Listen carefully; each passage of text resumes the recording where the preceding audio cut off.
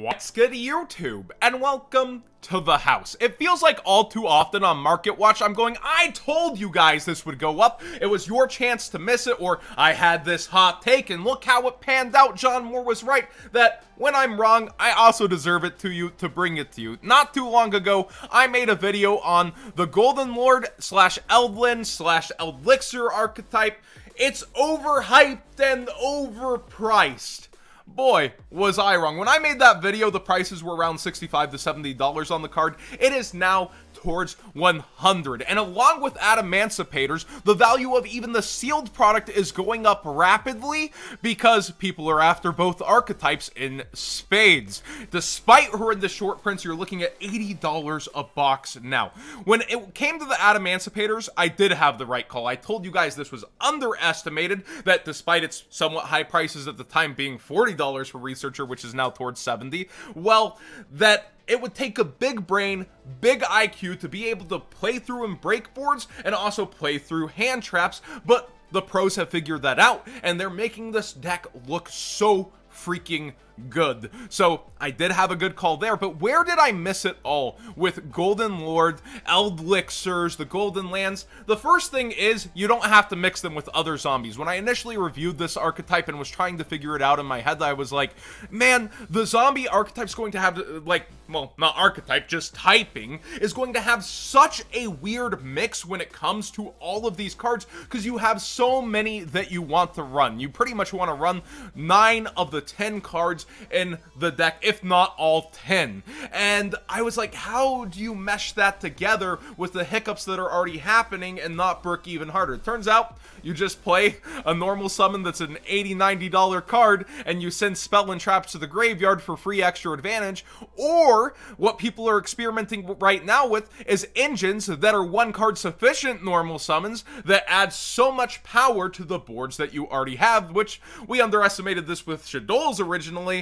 Now, it turns out people are mixing this even with the Golden Lord. And then Zodiac is something I saw interesting today, where people are getting Trident pops and just this insane ability to build up out of the extra deck alongside the typing. When it comes down to it, the Golden Lord himself has amazing recursion, and the fact that whenever you're pitching a spell slash trap from your field, it's likely to get advantage back later. You're never truly losing that advantage, and it's not too slow. I thought the banishing of trap effects from the graveyard, which they all read that way, that during the end phase you banish this card, well, that would be slow. You're setting it to the field. They'll be automatically able to activate depending on the card that you're getting out. That's not too much of a hindrance. And they also have a pretty good card in the Cursed Eldland. Now, this card is non-searchable. Well, you just run extra draw power like Magician Souls or Extravagance. That's somewhat expensive right now. Cursed Eldland reads you can pay 800 life points, very famous wording on broken cards,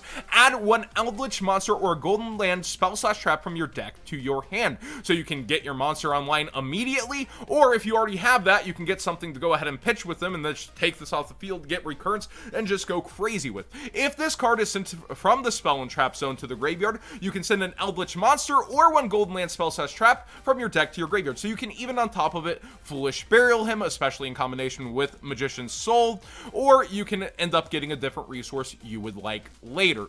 All in all, a great card, and it just adds to the resource game. Unfortunately, it's not searchable, or maybe fortunately, with how this deck is turning out. It really feels like True Draco in some senses, that you are using mostly in archetype cards, and for that purpose, going along with it alongside a couple of floodgates, and being able to just have that be the bare bones, and I didn't see that kind of deck building. Also, again, going back to the resource game, you have 2 ways to just special summon this guy out of deck.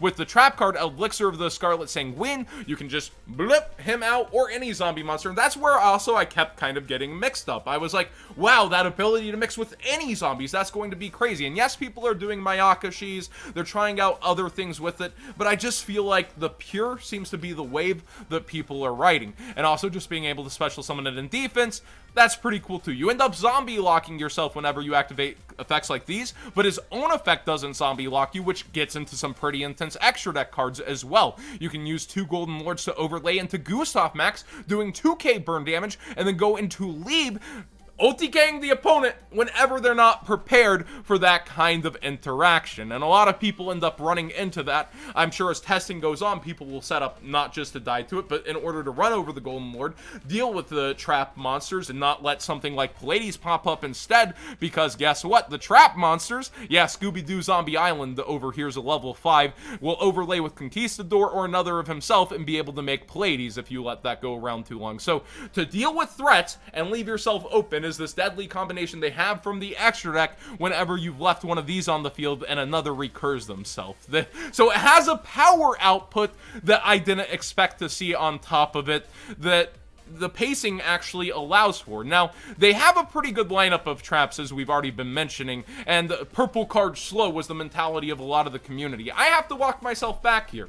I said that they would probably not top 3 or more slots in a YCS. Pre-Eternity Code and maybe even post, I can still see this being pretty dominant in the meta, but especially pre-Eternity Code, if we had had a YCS during this timing, I think they would have taken the spiral slots of Top Cut and taken 8 to 10, maybe even 12 slots of that Top Cut and just slammed the metagame with how online is looking right now. Now, it did have a counter trap. Everybody looks at the counter trap and is like, yes, the makings of a great archetype, having a negate counter trap is very good. And yeah, I agree. You're able to actually, if you have an Eldlich monster, tribute any zombie monster to negate the activation and destroy the card. So he does have to appear on the field, but then you can end up using resources you've already burned. Like if you've activated Conquistador, you've popped one of their cards, and then you're going to be able to use it for negate fodder, and then later turn it into another resource. That's the makings of a great resource game on top of already having dealt with the field. Same with this card. The graveyard is more important than ever. Hakiero, he is an insane tool to be able to manage the opponent's graveyard, especially in mirror matches, take care of problems. And yeah, I underestimated this card. I was like, wow, the Pomp's great. This is okay.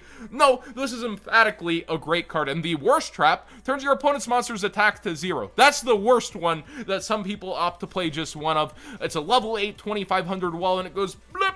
You're not a problem for now. Now, another spell that's kind of a one of for a lot of people is Eldlich of White Destiny. It specials from hand or graveyard, so it's not able to get from the deck like you're able to with Eldlich of Scarlet Sanguine.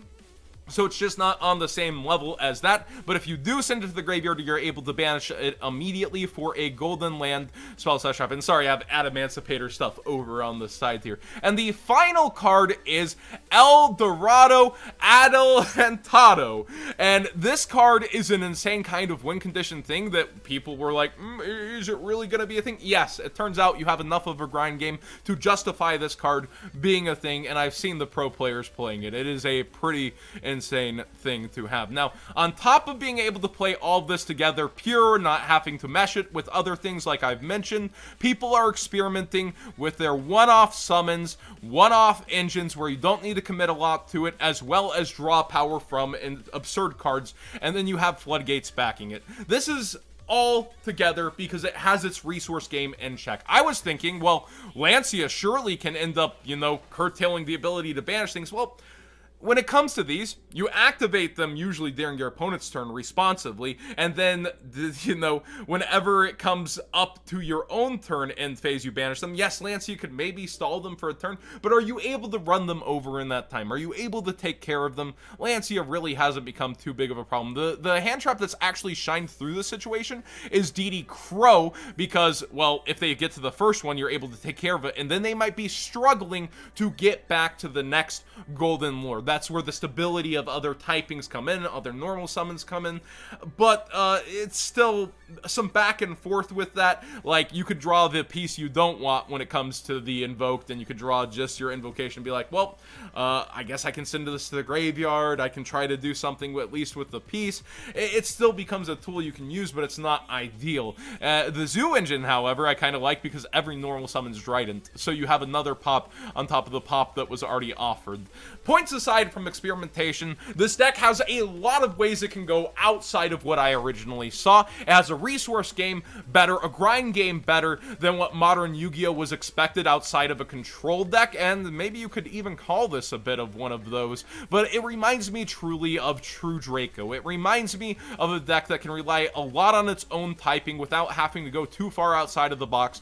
Throw in some floodgates, throw in some other things that you may want to try out, throw in a ton of hand traps if you'd like, because you're not playing card-atomize. Uh-oh, could that become a thing? It's not going to be a thing because you special summon. My point being, it's pretty crazy out there for this deck, and I was wrong. And you have to own up when you're wrong sometime. I missed the mark by far calling this overhyped. If anything, I underestimated it, as did many other people. What are your thoughts on this deck? I hear a lot of resilience and the players that are playing it now, like, I'm trying to lab, I'm trying to do this, and then I hear a lot of people resenting it, where they're like, man, I hate playing this deck, it's really helmet, it's not fun to play against it. Well, yeah, it's not doing too many crazy things, but I think it's pretty 1-2 Yu-Gi-Oh! And some people were asking for a callback to that.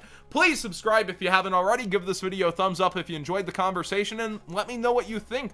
Do you think at this point it's overpriced and overhyped, or do you think its price point during this time, during the Crush card, actually became deserved for what it is, and it's probably one of the decks that might take over when events come out? Do you think it will survive through Eternity Code and Rise of the Duelist like that? Or do you think once we're able to play in events again, this is going to take more of a backseat and maybe be up for reprint in a March set? I guess nobody really knows when the first events back will be, but I look forward to them for sure.